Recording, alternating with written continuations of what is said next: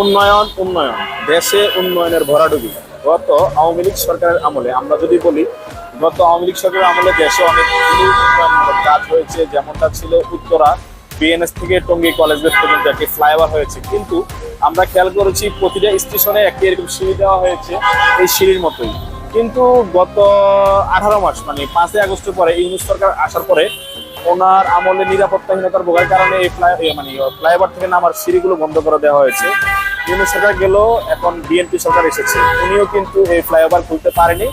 অবশেষে স্থানীয় জনপ্রতিনিধি হিসাবে যারা প্রার্থী হবে তারা এখন এই ফ্লাইওভার বন্ধ করে দেওয়ার জায়গাটাকে পোস্টার লাগানোর জন্য ব্যবহার করছে। কিন্তু এটা দিয়ে যে মানুষ নামার কথা ছিল তাদের কারোই চিন্তা ভাবনা নেই, এবং দেশের মানুষের নিরাপত্তা নিয়ে তাদের কারোর কোনো চিন্তা ভাবনা নেই। যদি থাকতো গত 18 মাসে ইউনূস সরকার যখন মানুষের নিরাপত্তা দিতে পারেনি, এই সরকার আসার পরেও মানুষের নিরাপত্তা দিতে পারছে না। যদি পারতো তাহলে এই ফ্লাইওভারটা খুলতো, আমি বলতেছি এই সিঁড়িটা খুলতো। আমি বলতে চাচ্ছি যারা দায়িত্বশীল আছেন তারা এই জিনিসটা বেশি বেশি শেয়ার করবেন, এবং জনসাধারণ যারা আছেন অবশ্যই অবশ্যই শেয়ার করবেন, যেন দায়িত্বশীলদের চোখে এই জিনিসটা পড়ে, তারা যেন ওই সিঁড়িগুলো করার ব্যবস্থা করে দেয় এবং নিরাপত্তার ব্যবস্থা করে দেয়।